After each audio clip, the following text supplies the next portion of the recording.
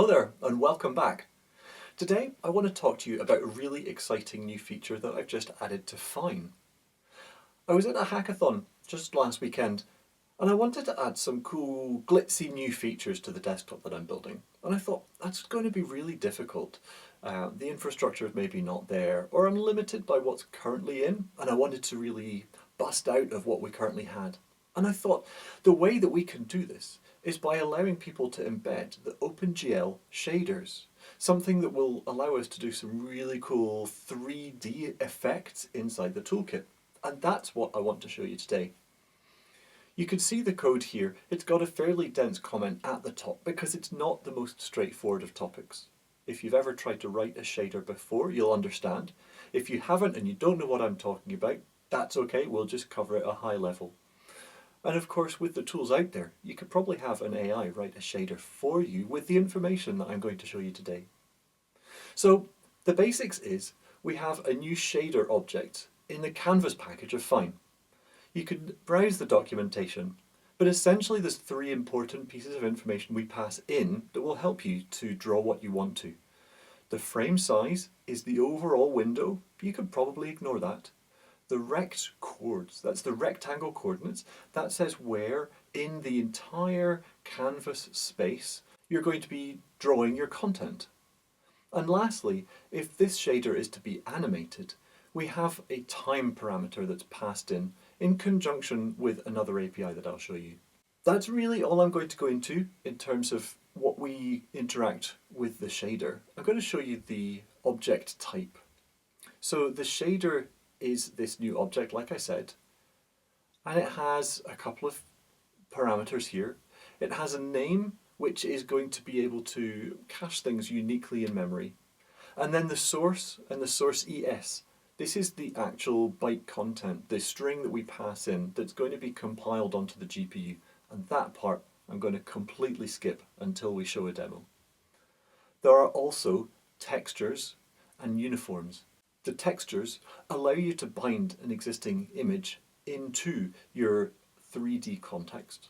And uniforms allow you to pass other values in, like it could be a number that indicates what should happen, or it could be the response of a user event that you want to push into the shader information.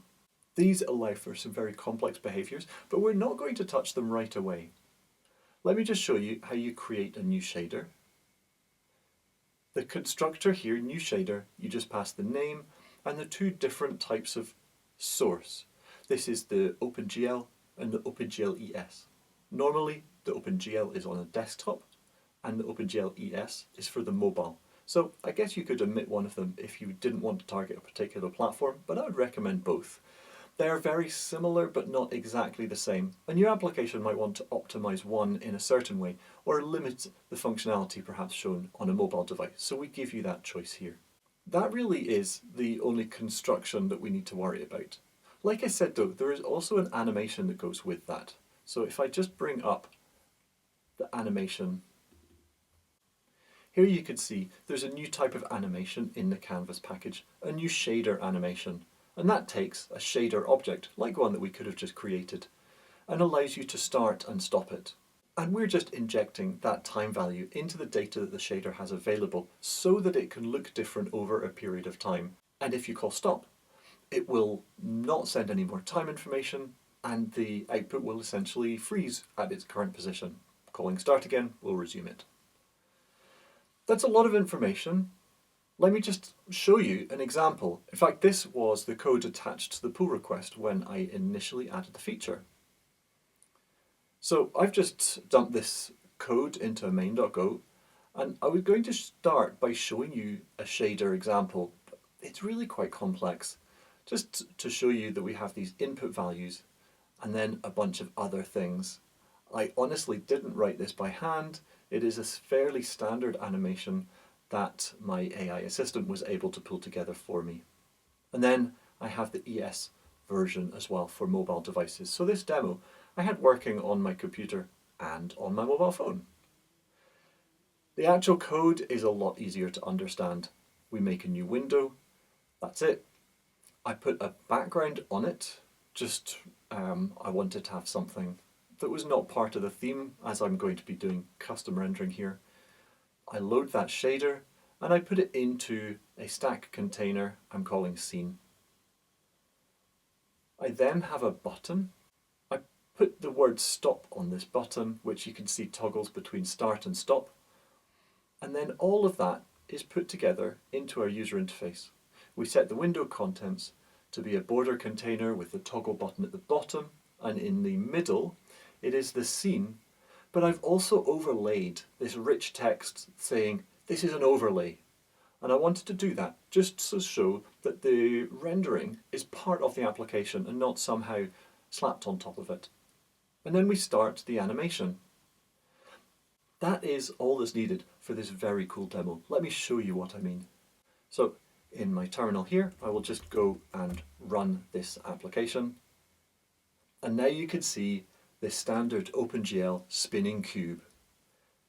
I've put this overlay on top so that you can see that we're able to stack things above and below this render. And like I said, you can press the stop button to stop the animation, and start resumes it again. And of course, this fills the space available, so if we make it larger, it's going to do exactly that, just making the use of the space that's allocated to it by the layout or the window that's set. Really cool, right? That's going to be in Fyne 2.8, and we're working on that release right now, unless you're watching this video a little later and it's already released, so you can play with this feature right away. But before I go, I just wanted to show one really cool thing that I decided would be a good example of how you could use a 3D animation inside an existing application context. To do that, I'm going to bring up my slides application. This is my slide presentation app. It works from markdown content that you can see on the left here, and it presents the content to the screen in a polished way that you would expect if you're giving a presentation. Now, I'm just going to quickly switch screens to show you what I mean with how we can make a real impact with this new feature. So what you can see now is the first slide of my presentation displayed on the external screen, or projector, or whatever it is that you're sending your amazing presentation out to. And if I tap for the next slide, previously it would have just moved from one slide to the next one without too much to do. It just was making a slide transition. But now look at what's possible.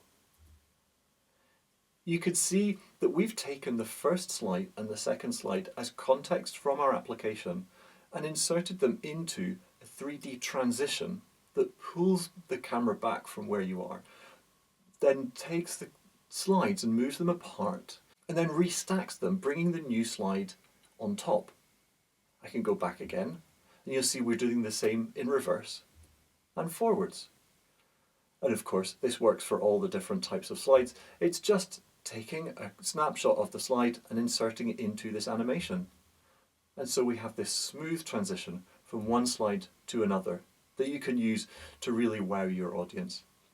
And of course, this app is open source like all of the others I'm showing you, so you could insert your own animation as well. It's just the standard shader object that I've shown you already.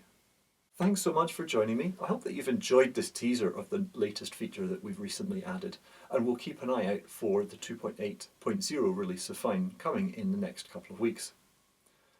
I'd love to see you at a conference. If you're heading to GopherCon, please do look out for me, but also consider heading along to the FyneConf in Eindhoven this year. More information is available at conf.fyne.io. Of course, also please do check out my website at andy.xyz or my YouTube archive. And check out Patreon as well, where you'll get information like this at the cutting edge and a chance to interact about future projects. And do please check out aptrix.ai as well, where we're bringing this kind of power into the hands of people who don't actually know how to code at all. Whether you're building directly with Fyne or through one of these tools, I can't wait to see what you build. Anyhow, I'll catch you in our next video.